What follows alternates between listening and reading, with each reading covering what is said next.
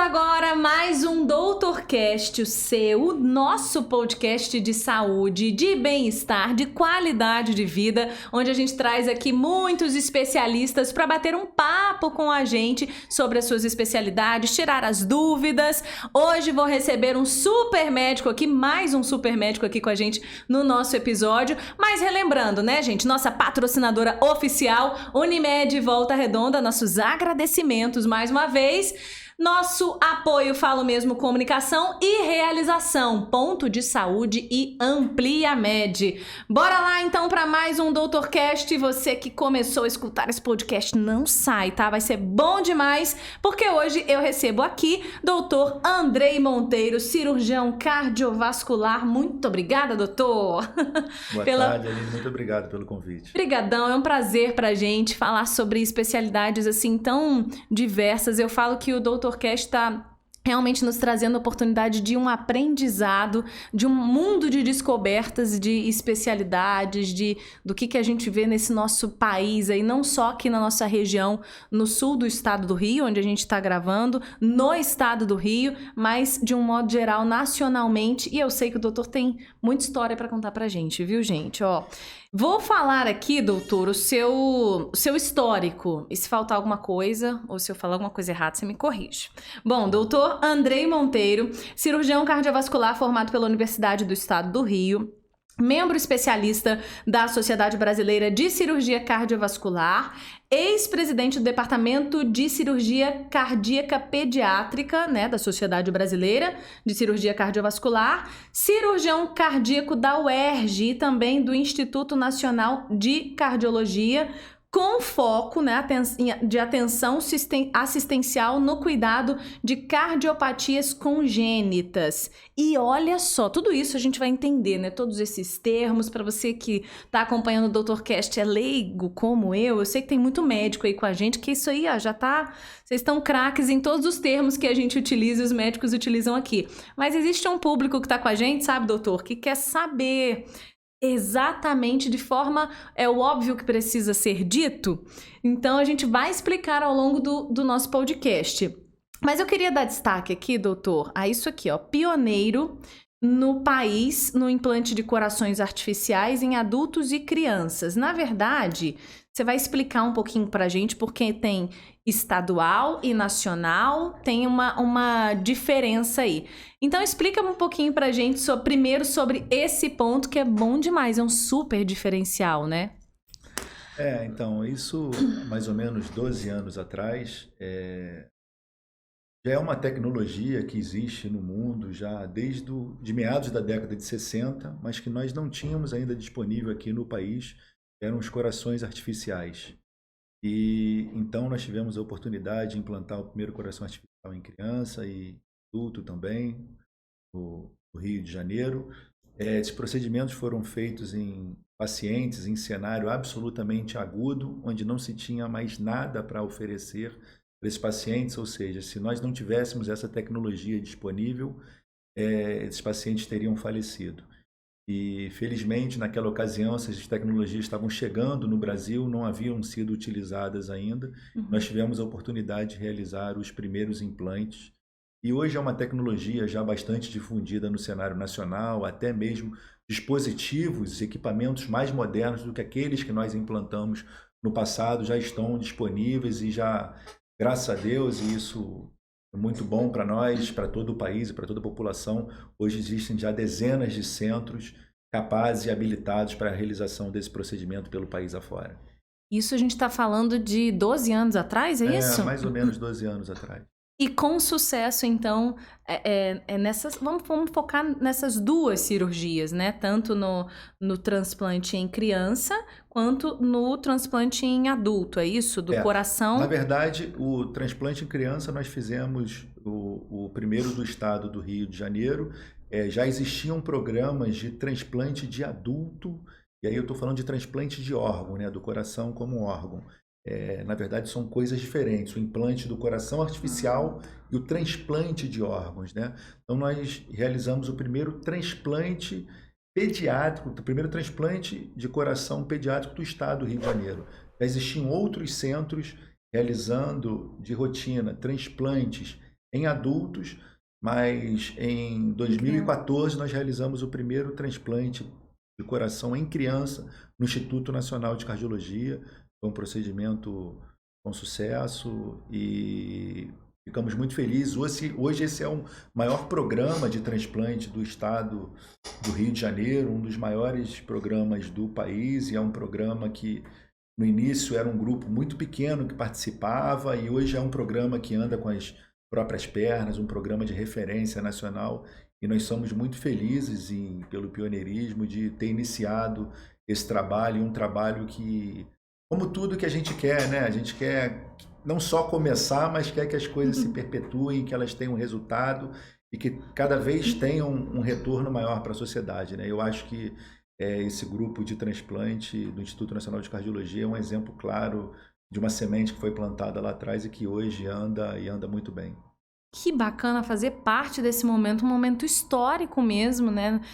Na vida de todo mundo ali, do estado, do país, na sua vida como médico. E a gente tem também, você fez essa separação, né? Que é implante e transplante, porque na verdade é diferente. E o implante do coração artificial aí é uma máquina, esse sim é que foi realizado há cerca de 12 anos atrás. Primeiro realizamos em adulto, na clínica privada, e o de criança foi realizado também no Instituto Nacional de Cardiologia, também foi o primeiro implante de coração artificial do país. E essas tecnologias, apesar de serem tecnologias desenvolvidas desde meados da década de 60, ainda não haviam chegado aqui no Brasil. Então, nós tivemos casos desses pacientes que, se não tivessem essa tecnologia disponível naquele momento, teriam falecido, e nós tivemos a honra de realizar os primeiros implantes do país, e hoje isso já é uma tecnologia bastante difundida e já existem dezenas de centros realizando implantes, que são máquinas que substituem a função do coração. O coração continua lá, porém uma máquina é conectada ao coração e ela ajuda o coração a funcionar. Entendeu? Entendi. No caso do transplante de órgãos, não, né? O órgão do receptor, ele é retirado e é colocado no local o órgão do doador. E tudo nós estamos falando do órgão coração mesmo, no caso do transplante. O implante de coração artificial não, são máquinas que a gente não retira o coração e bota uma máquina no local. Pelo contrário, o coração continua lá, essa máquina é apenas conectada ao coração para ajudar a função do coração. Gente, que interessante. Eu sei que imagino, né? O doutor tá acostumado com isso, é a sua vida, como bem disse também, já está super difundido, é algo que na medicina, na cardiologia, né, é visto com frequência, ainda bem, mas é uma loucura pra gente pensar aqui de fora do cenário médico, né, de forma isolada, distante, que isso é possível. Em tão pouco tempo, você está falando aí de 12 anos atrás, nesse caso. No outro foi quanto tempo atrás, no transplante? O transplante primeiro em criança realizado foi em 2014. O primeiro transplante pediátrico do estado. O programa de transplante cardíaco em adulto, ele foi iniciado na década de 90 no estado do Rio de Janeiro. Mas somente em 2014 que foi realizado o primeiro transplante cardíaco pediátrico no estado do Rio. E esse implante artificial, o primeiro do coração artificial, foi o primeiro no país há 12 anos atrás. Isso. E em adulto? Em adulto, e posteriormente, alguns anos depois, eu acho que 1 ou 2 anos depois, realizamos o primeiro em criança. E o doutor participou dessa, que é uma equipe? Sim, na verdade eu fui responsável por essa equipe. Mas gente, a gente não está falando só de uma participação, a gente está falando responsável realmente por essa equipe. Como que é isso, doutor? Assim, eu acredito que seja um baita orgulho, né? Um orgulho santo, mas assim, de participar de estar à frente de um time tão capacitado para um evento tão importante nacionalmente. Eu acho que o doutor carrega essa medalha assim com maior orgulho, né? Assim, na verdade isso é um trabalho de equipe, né? Se nós não estivermos em equipe, isso não tem a menor possibilidade de dar certo. Esse grupo já vinha se preparando e surgiram os casos, e nós já estávamos envolvidos com a tecnologia, já havíamos feito treinamento fora para a incorporação dessa tecnologia. Então foi uma coisa que aconteceu, independente se o primeiro caso ou não, poderia ser o segundo ou terceiro, mas já existiam outras pessoas no país também se preparando para isso, e aconteceu de naquele momento, porque também, felizmente, não são patologias tão comuns assim, são sempre patologias muito graves, sempre o cenário, quando se indica esse tipo de procedimento, é um cenário muito grave, de muito estresse, muito desfavorável para o paciente e para a família. Mas, felizmente, não são coisas absolutamente comuns de ocorrerem, não faz parte do dia a dia da cirurgia cardíaca, da cardiologia em geral, dos hospitais em geral. Mas é importante, sim, que determinados centros de referência estejam preparados, habilitados, com pessoas capacitadas para receber, para serem referências mesmo, receberem esses pacientes sempre que necessários.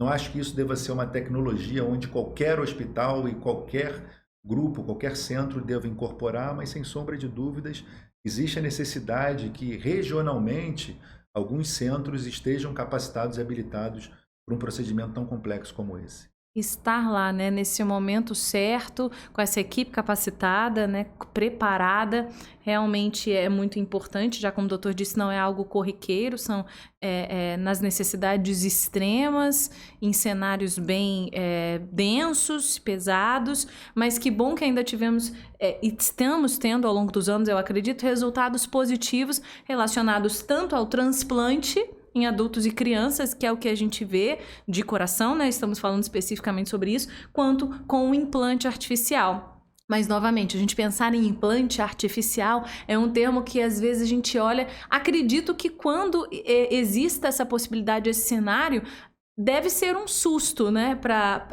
recomendar esse tipo de ação. Como que é isso, essa estrutura? Então, sempre são casos muito extremos, né? É importante ressaltar. E tanto para indicar um transplante cardíaco, quanto para indicar um implante de uma assistência circulatória, um implante de um coração artificial, são pacientes onde a chance desse paciente sobreviver sem essas modalidades terapêuticas é muito pequena. Então são terapias extremas, terapias de altíssima complexidade, de altíssimo custo, e necessitam de uma estrutura hospitalar, de uma estrutura de recurso humano absolutamente capacitada, mas que são situações extremas.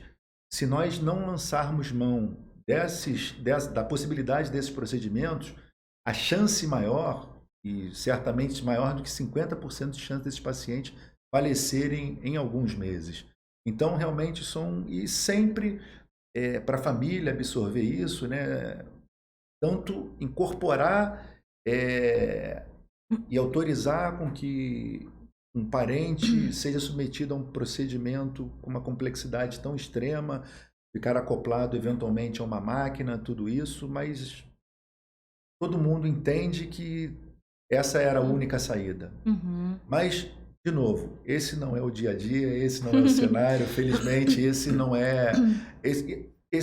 é o público da cardiopatia de uma forma geral, mas diria o extremo da complexidade da nossa especialidade. É o extremo dessa especialidade. Agora, o doutor bem disse também que é importante ter toda uma estrutura hospitalar, não só pessoal, né, o pessoal capacitado, e temos isso agora. Conta pra gente um pouquinho, porque o doutor atende aqui no sul do estado também, o doutor é do Rio, né? Isso. Atende no Rio ainda. Claro. Mora no Rio? Mora no Rio. Mora no Rio e fica esses médicos, gente, com esse bate e volta, né? E fica aqui também em Volta Redonda. Conta um pouquinho dessa sua rotina e desse atendimento agora na Unimed desde o início do ano, é isso? Exato. Então, a minha rotina, a minha vida é toda no Rio de Janeiro. Recebi o convite para conhecer o Hospital Unimed Volta Redonda, para iniciar um serviço de cirurgia cardíaca pediátrica.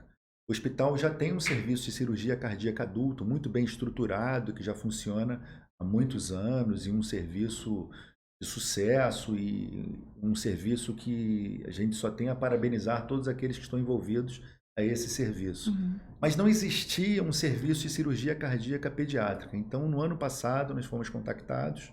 Eu estive no hospital, fiquei muito bem impressionado com a estrutura física do hospital, com a estrutura de recursos humanos do hospital e com toda a estrutura administrativa. Então, toda a nossa conversa e esse convite foi assim muito feliz e foi fluindo muito bem. Todas as demandas que nós necessitávamos para a estruturação desse serviço foram vencidas. E nós aceitamos o desafio e estamos muito felizes, né, em abrir um serviço fora do Rio. Vai ser o primeiro serviço de cirurgia cardíaca pediátrica do Sul Fluminense. É uma felicidade estar trabalhando com esse grupo, porque, de fato, o hospital, não só fisicamente é muito bem estruturado, como profissionalmente é muito bem estruturado. Tem, assim, um capital de recurso humano invejável, e acho que dá inveja para muitos hospitais do estado do Rio de Janeiro, muitos grandes hospitais do estado do Rio de Janeiro. E nós estamos muito felizes com esse projeto e já vencemos já o desafio inicial, que foi começar o projeto, estruturar. E agora nós estamos numa fase de amadurecimento desse projeto, onde gradativamente nós vamos aumentando a complexidade dos casos.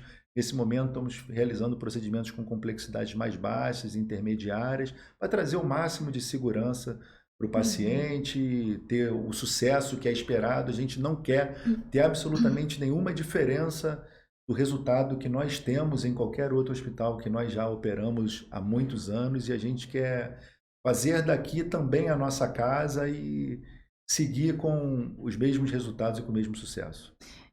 Destacou a estrutura, né? A gente vem falando isso aqui até no DrCast, realmente, desse diferencial do Hospital da Unimed, então estrutura não só física, mas de pessoal, de tecnologia, realmente muito bem pontuado pelo doutor aqui, reforçado, é algo que a gente vem observando, inclusive colocando aqui no nosso podcast, todo esse diferencial mesmo da Unimed de Volta Redonda. Agora, o doutor, a gente está falando, né, nichamos agora para a cirurgia pediátrica, que é o foco do doutor. Na verdade, ao longo dos anos, isso que foi, a cirurgia pediátrica talvez te escolheu, foi isso? Assim, é um pouco disso, né? Na verdade, a minha formação em cirurgia cardíaca geral, estou habilitado e capacidade para realizar os procedimentos de cirurgia cardíaca de uma forma em geral, mas ao longo dos anos, diria desde o início da minha formação, eu sempre fui muito ligado ao cuidado das cardiopatias congênitas. Então esse, sem sombra de dúvida, é um diferencial que a gente traz na nossa formação. Não que não existam outros cirurgiões com essa capacidade também, mas são poucos os cirurgiões que se dedicaram ao cuidado da cardiopatia congênita. Ou seja, o que é isso? São problemas no coração que já nascem com a pessoa. E isso pode se apresentar na infância, como normalmente se apresenta, como pode até, muitas das vezes, se apresentar na vida adulta, ou então uma criança que foi operada no passado e necessita de outras intervenções no futuro. Então, isso não é uma patologia só de criança. Claro que o grande número de intervenções que nós realizamos em crianças. Mas é uma patologia que nós realizamos procedimentos tanto em crianças quanto em adultos. Mas cada vez as intervenções são feitas em crianças menores, um número crescente de intervenções em recém-nascido. Então, de fato, a gente tem que se especializar muito no cuidado desses pacientes pediátricos, porque a criança não é um adulto pequeno, é absolutamente diferente, o cuidado, o manejo é diferente. Então, ter um grupo que tenha essa expertise é muito importante. A gente não pode tratar assim, um exemplo claro é isso, não é? Não, criança é só menorzinho, é só diminuir a dose, é só pegar com menos força. Não é totalmente diferente, não tem absolutamente nada a ver uma coisa com a outra. Então, todo grupo envolvido tem que estar muito acostumado a trabalhar com criança, e cada vez mais nós realizamos procedimentos em pacientes menores, diria que cerca de 30% dos pacientes que nós operamos são recém-nascidos e mais de 50% têm menos de 1 ano de idade. Então, isso já denota a complexidade, o cuidado e quem é essa população de pacientes pediátricos que nós estamos falando. Gente, olha só que esses números, né, de uma forma geral, ampla, 30% recém-nascidos, realmente não tem como falar que é um adulto menor, não existe isso, não gente, existe. E 50% menor de 1 ano. Então, é muito delicado mesmo, até não só por conta desse corpinho pequeno, mas toda essa complexidade, por isso a importância de subnichar, né, realmente dessa expertise. Agora, doutor, me fala uma coisa, esse público, ele vem aumentando ao longo dos anos mesmo, porque Ou é a tecnologia que evoluiu e aí a gente consegue identificar já às vezes na barriga, né? Em muitos casos, nas ultrassons que a gente faz. Eu sou mãe e precisei fazer uma ultrassom para ver o coraçãozinho na época da minha filha, porque então isso tudo gera um medo, mas ao mesmo tempo uma confiança de saber que existe uma tecnologia cuidando disso. Será que foi essa tecnologia ou realmente os casos aumentaram? Assim, o que o doutor, dentro da sua realidade, percebe? Lina, a sua pergunta é ótima. Na verdade, é um pouco de tudo que você colocou. Se nós pegarmos, estatisticamente, 8 a cada 1.000 crianças nascem com uma cardiopatia congênita. Esse número em si, ele não vem aumentando, mesmo em países de primeiro mundo, onde o sistema de saúde já funciona muito bem há várias décadas, esse número é um número que vem se mantendo. Então, nós imaginarmos, não, o mundo atual, as cardiopatias estão subindo pela exposição a determinados alimentos, poluição, não, isso não vem acontecendo. Mas o que de fato vem acontecendo é que cada vez mais a gente consegue fazer o diagnóstico. E isso vem desde o ultrassom fetal, que faz parte do pré-natal, onde a mãe, durante o período lá de pré-natal, vai fazer um morfológico, depois um eco fetal, que é um exame não invasivo, uma ultrassonografia específica para ver o coração da criança. Isso aumenta o diagnóstico. E, sem sombra de dúvida, a melhora do cuidado pós-natal, melhora do cuidado dos recém-nascidos, os pediatras mais atentos, o teste do pezinho, que é um teste feito em todas as maternidades, super simples, onde mede a oxigenação da criança na parte superior e parte inferior do corpo. Isso, qualquer maternidade, por menor que seja a complexidade dessa maternidade, consegue fazer um teste desse. Então, protocolos, exames, maior acurácia diagnóstica, melhor cuidado de uma maneira geral, fez com que o número desses cardiopatas surgissem mais para serem tratados. Então, não diria que estatisticamente, em termos de nascidos vivos com cardiopatia, tem acontecido, mas sem sombra de dúvida, essa melhora do cuidado e o avanço tecnológico fez com que mais pacientes fossem, sim, diagnosticados com cardiopatias congênitas. E a gente tem mais acesso a isso de forma mais fácil, cada vez mais, né? Claro. Tá mais fácil para identificar. Como eu disse, eu precisei fazer essa eco fetal já há 7 anos atrás. Então, inicialmente é aquele susto, porque ainda nem constava no calendário, mas como que ao mesmo tempo eu ressignifiquei aquele exame. Doutora, agora vamos mudar um pouquinho de assunto, porque eu quero saber por que a escolha da medicina, se tem médicos na família, enfim, conta um pouquinho a sua história na medicina e a medicina com você, essa relação. Olha, médico na família, 0. Talvez agora eu consiga fazer aí a segunda geração. A minha filha tem 15 anos e está bastante tendenciosa a fazer medicina. Pelo menos é o desejo que ela demonstra hoje. A gente sabe que essas coisas mudam, mas é o desejo dela hoje. Mas ninguém, assim, não tive nenhuma grande influência médica. Acho que foi... Mas sempre gostei muito da área biomédica e resolvi fazer medicina. Quando entrei na faculdade, falava que ia ser obstetra, nunca fiz um parto na vida. Entendeu? Então, assim, são coisas que vão acontecendo, mas desde o início, eu sempre gostei muito da área cardiovascular. E logo no início, no primeiro ano de medicina, já na anatomia, eu já decidi que queria ser cirurgião. E sempre gostei muito da área cardiovascular e desde muito cedo comecei a acompanhar essas áreas. Tanto a cirurgia cardíaca quanto a cirurgia vascular.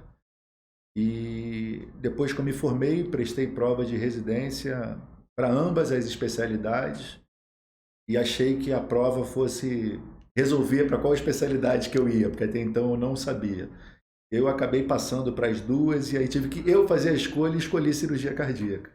E depois, logo no início da minha formação, eu também comecei a acompanhar um dos meus professores, professor Milton Meyer. Eu deixo aqui o meu abraço. Essa semana mesmo eu falei com ele, aposentado naturalmente, mas muito bem de saúde, graças a Deus. E ele me influenciou muito no cuidado das cardiopatias congênitas. Ele foi um dos pioneiros da cirurgia cardíaca pediátrica no país. Foi uma pessoa que desde o início sempre se dedicou à cirurgia cardíaca pediátrica. E numa época até onde a formação era absolutamente geral. Na minha época já era geral, hoje já existem serviços que fazem formação específica para cirurgia cardíaca pediátrica, mas ele se dedicou desde sempre a isso. Eu fui muito influenciado por ele e segui muito os passos dele. Então, ele talvez tenha sido o maior influenciador para essa expertise que eu tenho hoje em termos de cuidado de pacientes com cardiopatias congênitas.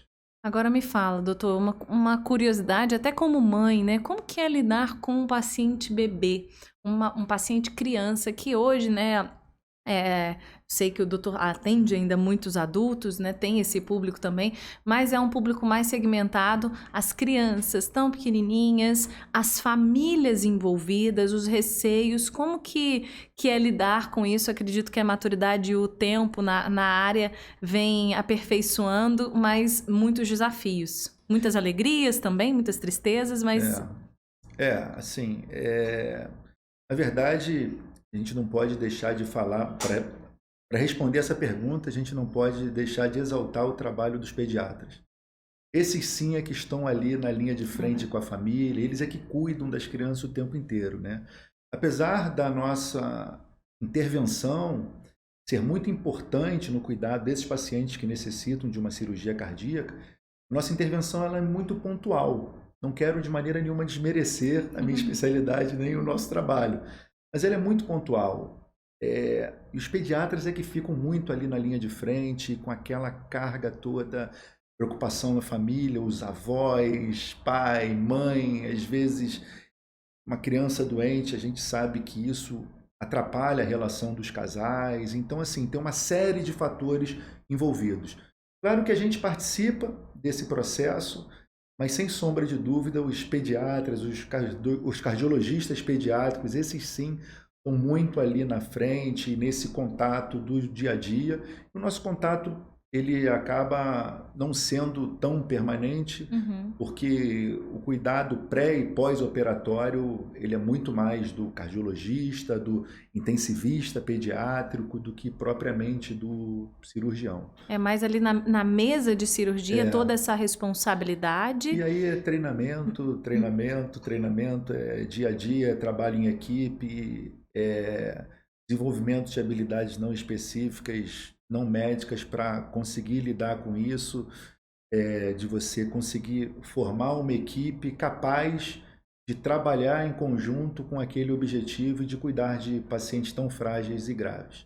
Eu acho que isso é o segredo para que o trabalho seja bem desenvolvido.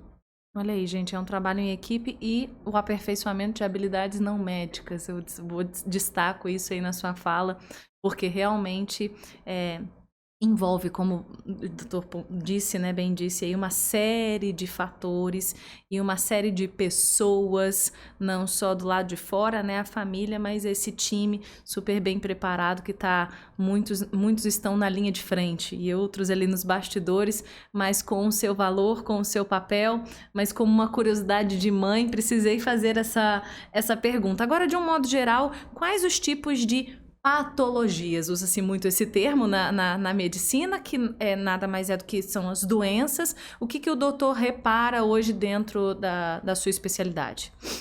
As cardiopatias congênitas, diferente das patologias adquiridas do coração, existe um número enorme de patologias diferentes. Porque os defeitos congênitos, eles podem vir em associação, podem vir defeitos isolados, então existem combinações de defeitos.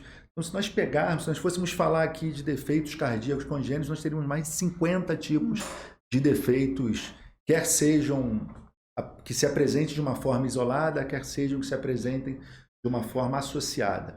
As cardiopatias adquiridas, essas não, já é um número de procedimentos bem menores, né? Basicamente são aquelas obstruções de coronária, que vai precisar de cirurgia de ponte safena, uma disfunção, uma alteração da função de uma válvula cardíaca que vai necessitar de um reparo ou de uma troca. Então é bem diferente quando nós falamos de cardiopatias congênitas em comparação às cardiopatias adquiridas, que é o que mais acontece no adulto. São as adquiridas e as congênitas mais nas crianças. E as patologias, as cardiopatias congênitas, então, elas vão ter desde um nível muito simples de Cardiopatia, onde a gente consegue corrigir absolutamente e deixar aquele coração perfeito, como se nada tivesse acontecido ali, até patologias absolutamente complexas, onde é impossível a gente corrigir. E o que nós vamos tentar fazer é fazer com que a função, a fisiologia, ou seja, como as coisas deveriam ser, estejam o mais próximo do normal possível. Então, é um espectro muito grande, desde uma complexidade menor até uma complexidade extrema. Diria que metade dos casos tem uma complexidade menor e metade dos casos vão ter de uma complexidade moderada a uma complexidade alta. É bastante, né? Essa moderada grave. É bastante. Mas hoje a gente consegue oferecer o cuidado mesmo de uma cardiopatia grave, extrema, com um resultado bastante semelhante ao resultado cirúrgico esperado por uma cardiopatia mais simples. O que vai mudar vai ser realmente a qualidade de vida desses pacientes, onde em um a gente vai deixar curado, em outro a gente não consegue deixar curado, mas consegue deixar com uma qualidade de vida muito boa e uma expectativa de vida muito boa, muitas das vezes até restabelecer uma sobrevida semelhante da população em geral. Mas realmente, falar de cardiopatia congênita, né? É diverso. Nós teríamos aqui 50 tipos de exemplos. Existe algumas mais comuns que a gente pode falar? Aline, em recém-nascido é isso, em criança de não sei qual idade isso? Então, a cardiopatia congênita mais comum são as comunicações interventriculares, onde existe uma comunicação entre o lado direito e esquerdo do coração ao nível dos ventrículos. Isso faz com que o sangue misture dentro do coração, vai mais sangue do que deveria para os pulmões, naturalmente os pulmões ficam sobrecarregados e o coração também funciona mais do que ele deveria, que são os quadros de insuficiência cardíaca. Então as comunicações interventriculares são as mais comuns. E essas patologias a gente consegue corrigir, não são patologias de alta complexidade. A gente faz uma cirurgia segura, uma mortalidade próxima a 0%. E a gente está falando de criança. Criança, normalmente realizamos antes do primeiro ano de vida. Algumas crianças com apresentações menos graves, defeitos de tamanho não muito grande, a gente faz numa idade um pouco maior, mas a maioria delas antes do primeiro ano de vida.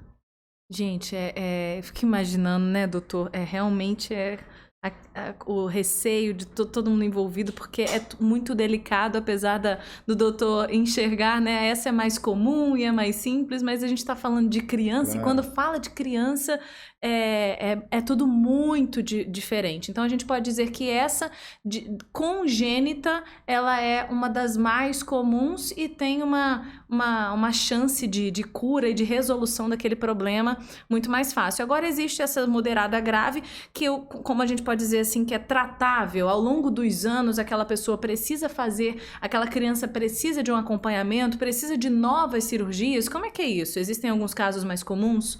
Existe sim, existem pacientes que têm determinados defeitos cardíacos, como os pacientes que nós chamamos de ventrículo único. Quando nós falamos de ventrículo único, não necessariamente o paciente só tem um ventrículo, mas existem situações que o coração funciona como se ele só existisse um lado. Então, mesmo que tenha dois ventrículos, nesse cenário nós chamamos de ventrículo único. Esses pacientes eles vão precisar de cirurgias estagiadas ao longo da vida. Muitas das vezes, um primeiro procedimento no período neonatal, depois outro procedimento nos primeiros 10 meses de vida, e depois um outro procedimento ao redor dos 4 anos de vida. E com isso nós conseguimos restabelecer a fisiologia, ou seja, restabelecer como as coisas deveriam funcionar, sem que necessariamente a anatomia esteja perfeita.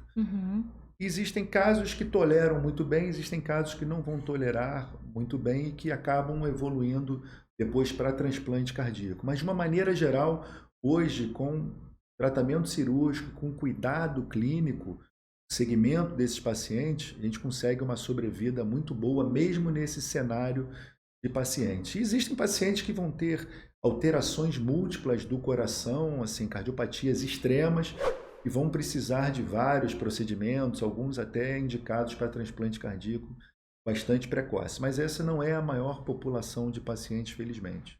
Agora, essa reação, bem ou não, né, esse tipo de cirurgia, a gente está falando desse pós. Como que é esse pós? Depende de cada caso, depende do tamanho, né, do tamanhozinho daquela criança, de todo um histórico, eu acredito, né? Mas, de um modo geral, o pós das cirurgias, essa recuperação, ela deve ser muito bem-vinda nas crianças, quando a gente fala de criança, né? Porque a gente tem aquela concepção, quando a gente faz as coisas em criança, tudo é mais fácil no sentido de, ela reage melhor, aquele corpinho reage melhor do que às vezes faz quando aquilo já está avançado. É assim mesmo?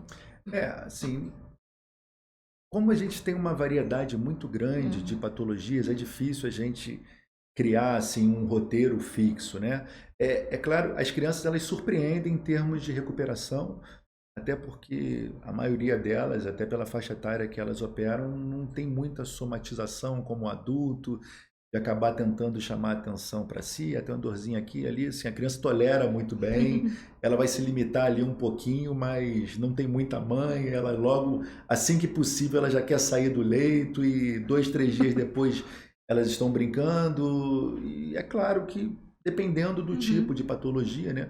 Os recém-nascidos, eles demandam um cuidado maior, as cirurgias são de grande porte, então tratar o recém-nascido é diferente, assim, um pouco mais de líquido que receba já fica com mais edema, depois a gente tem que manejar isso, depois tem que ensinar o recém-nascido a se alimentar. Então existe uma série de fatores, né, que fazem com que o recém-nascido, esse sim é o cuidado mais desafiador na nossa área. São casos e casos, realmente são muitas situações. Agora me conta, doutor, existe algum caso, eu sempre faço essa pergunta para os médicos e sempre agrega muito aqui no nosso podcast, existe algum caso que marcou, ou alguns casos que te marcou como pessoa, como médico? Nossa, tem tantos. Imagina. Assim, porque a nossa especialidade tem essa característica, né? Assim, a gente acaba se acostumando e o mais simples sempre são procedimentos de alta complexidade, por mais simples que sejam. É claro que a gente consegue fazer isso com menos trauma para o paciente e pessoal, porque está muito acostumado a fazê-lo. Mas os desafios sempre são os pacientes mais graves, mais críticos. Acho que na nossa especialidade, os recém-nascidos dão muito mais trabalho para a gente. Fazer uma cirurgia com circulação extracorpórea num bebê de 2 quilos, assim, é sempre muito desafiador. Então, acho que todo recém-nascido, assim, ainda são aqueles procedimentos que requerem uma preocupação maior e que, naturalmente, quando a gente vê eles na infância, e a isso eu acho que é uma coisa muito legal da nossa especialidade, entendeu? E aí a gente lembra aquele bebê com 2 quilos, o trabalho que deu, e de repente vê uma criança de 10 anos. Assim, isso é muito compensador. E histórias temos assim as dezenas, nós ficaríamos aqui o dia inteiro, mas talvez a mais extrema e que foi relativamente frequente, que é um exemplo de trabalho em equipe, de perseverança, foi um paciente com hemorragia pulmonar e que nós fomos chamados para atender e que já estava sendo reanimado há mais de 40 minutos. Nós estabelecemos uma assistência circulatória e, para isso, ao todo, foram 90 minutos de reanimação cardíaca, de massagem cardíaca. Colocamos em assistência circulatória, o sangramento pulmonar foi possível ser corrigido dessa maneira, uma vez que era possível manter a vida do paciente. E depois de cerca de 1 semana em assistência circulatória, a gente conseguiu descontinuar a assistência circulatória e cerca de 1 mês depois, esse paciente foi para casa e bem, sem sequelas, assim, isso assim, demonstra o extremo do extremo do extremo da nossa especialidade e o quanto é importante perseverar e nunca desistir, e dar sempre oportunidade e, claro, estar preparado para aquilo, né? Naturalmente, se o centro e a equipe, todos os envolvidos não estivessem preparados para aquele cuidado, esse milagre não teria sido possível. Um milagre mesmo, né? Com essa ajuda, com toda a equipe, oportunizando a vida, como disse o doutor. Era um paciente adulto? Não, uma criança. Uma criança. Meses. De meses. É. A gente não tá falando de um paciente adulto, então eu fiquei na cabeça. Não. E cerca de um mês depois, então, surpreendentemente, bem e sem sequela. Isso tem tempo, doutor? Tem alguns meses. Não vou saber precisar, talvez 6 meses. No Rio mesmo? No Rio. Olha aí, gente, histórias e histórias, mas o doutor realmente falou que por mais simples que seja, todas as cirurgias, as intervenções são complexas porque a gente está falando, afinal de contas, do coração. Claro. Do órgão aí que é o cerne do nosso corpo. Claro que, né, temos tantos outros, os outros especialistas não fiquem bravos comigo, né? Mas Não, cada um tem o seu lugar, a sua importância e... É natural, né, que o coração, seja o coração, o cérebro, né, sempre são órgãos mais delicados, mas a gente também não vive sem outros órgãos, é verdade. Sem uma série de outras partes do corpo e, assim, tudo tem valor e importância. Tudo tem o seu valor, é um corpo realmente, né, gente? Então, mas é porque quando a gente fala coração, cérebro, alguns, a gente realmente dá esse valor, esse peso a esses órgãos, mas... Eu acho, assim, e não é só uma coisa, assim, clichê, não. Na verdade, esses órgãos, eles dão pouca chance para o erro, sabe? Assim, eu acho que a margem de erro, ela é menor. Determinados órgãos ou um procedimento estético que seja, não que o coração que não tenha a possibilidade de ser revisto, entendeu? Mas é mais complicado. Então, assim, eu acho que, de fato, tem que ser visto de uma forma diferente. Acho que essa é uma das grandes diferenças da especialidade, assim. A gente não pode ter muita margem para erro, muitas vezes não tem uma segunda chance, ao contrário do que algumas outras especialidades têm essa oportunidade. Mas de maneira nenhuma isso é um desmerecimento, isso pelo contrário é uma felicidade para quem pode trabalhar assim. É verdade, né? Porque na verdade tem que ter precisão e não ter essa margem de erro realmente é por isso que eu acho que traz todo esse peso, né, para esses órgãos mais centrais, entre aspas, mas é um corpo, todos os órgãos, tudo, né? Tá tudo muito linkado em conjunto. Doutor, pra gente encerrar o nosso podcast, eu sempre faço essa perguntinha, assim como eu faço do caso que mais marcou, mas quem que é o doutor Andrei, sem o doutor na frente? Vamos lá, Andrei Monteiro, diretamente do Rio de Janeiro e de Volta Redonda. Conta pra gente um pouquinho sobre a família, sobre os seus hobbies, o que o doutor gosta de fazer. Sei que fica aí nessa correria de Dutra, de estrada, mas existe a vida fora do consultório e do hospital, né, gente? Por favor. Claro que existe. E assim, acho que no início foi mais difícil até. Acho que tempo livre, dedicação para a família era ainda pior. Não que hoje seja como eu gostaria, mas é muito melhor, né? Os últimos 10 anos do que foram os primeiros 15 anos. Então, sem sombra de dúvida, hoje eu tenho uma qualidade de vida melhor e isso é natural. Mas o que eu gosto de fazer é estar com os amigos, estar com a família, confraternizando. Uso muito tempo livre também para leitura, dentro da minha área, fora da minha área, mas dentro da medicina, em termos de desenvolvimento de tecnologia, desenvolvimento de novas soluções. Isso é uma coisa que me incentiva bastante. Eu acabo usando o tempo livre para fazer isso, porque isso eu não posso colocar como dentro do meu trabalho ainda, pelo menos. Mas leio e fico bastante antenado nisso. E gosto muito, muito de ouvir música e de estar sempre confraternizando e conhecendo pessoas fora da área para a gente falar um pouco, sempre que possível, tá um pouco longe, e tá um pouco longe da medicina, a gente tem que estar um pouco longe do médico, porque o médico sempre acaba trazendo tudo para a medicina. Viu aí, né, os amigos, o recado você tá brincando. Então eu acabo no tempo livre até me relacionando muito mais com pessoas fora da medicina do que com médico, com médico a gente sempre acaba voltando para a medicina. Não tem jeito, né? Agora, na leitura, né, imagino, não tem como também fugir muito dessa leitura de se aprofundar, porque é a sua especialidade, assim como outras, mas o negócio vem mudando a todo momento, é muita tecnologia, tem que estar antenado, né? Mas Felizmente também o acesso hoje ele é muito maior do que ele era no passado, no início da nossa especialidade. A gente verdadeiramente tinha que sair fisicamente daqui para estar fisicamente em outro local para conseguir absorver determinados conhecimentos. Isso hoje muito próximo, a gente tem as pessoas, tem acesso a tudo.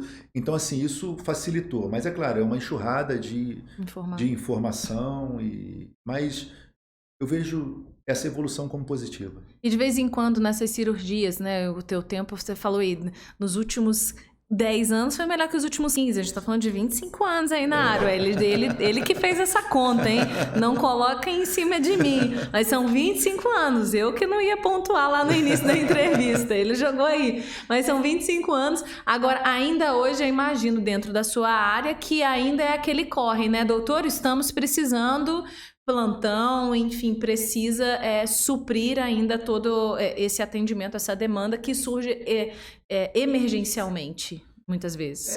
Muitas vezes acontece, a nossa especialidade, de certa forma, não é uma coisa absolutamente comum, né? Tanto é que não tem cirurgião cardíaco de plantão em determinados lugares, emergência, nada disso, né? Esses procedimentos de emergência, o tratamento inicial normalmente é clínico e eventualmente vão necessitar de uma cirurgia de emergência. Assim, esse não é o nosso dia a dia, ainda que aconteça, mas não faz parte do nosso dia a dia. Já tem mais uma rotina mais tranquila, com as situações mais agendadas, organizadas. Sim, sim. O doutor falou de música, que tipo de música eu gosto de música? Que tipo de música que o doutor gosta?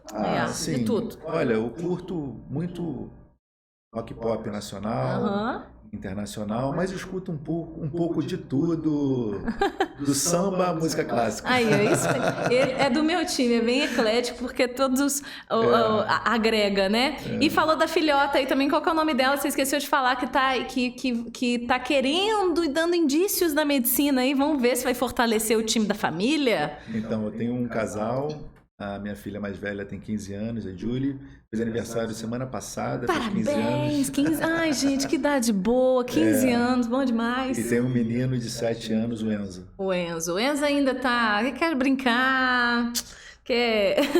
E aí tem que falar da esposa também, tem que por mandar um beijo favor, pra Agatha, né, senão... Agatha, Enzo e...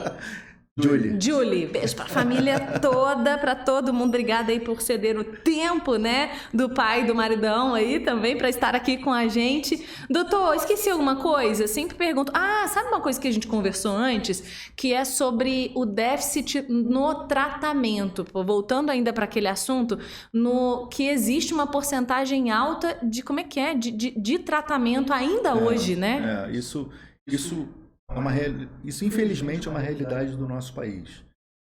Só 50% das crianças que nascem com uma cardiopatia congênita têm de fato a oportunidade de chegarem a um centro para serem tratadas. Mesmo com todo o acesso, assim, entre aspas, facilidade, ainda não é, né? Ainda não é, assim, a gente vai ter dificuldade de acesso, e a dificuldade de acesso ela impacta desde o diagnóstico até mesmo naqueles pacientes que têm diagnóstico, conseguirem ser incorporados a uma linha de cuidado, conseguirem chegarem a ter a oportunidade de ter uma cirurgia cardíaca realizada. Então, assim, isso infelizmente, claro que na clínica privada esse número a estatística não é dessa maneira, né? Porque não existe tanta dificuldade de acesso, mas na rede pública essa é uma estatística nacional e é um número muito ruim, muito triste que o nosso país carrega. Esse não é regional, esse é um número nacional. Determinadas regiões esse número é ainda pior, assim como existem regiões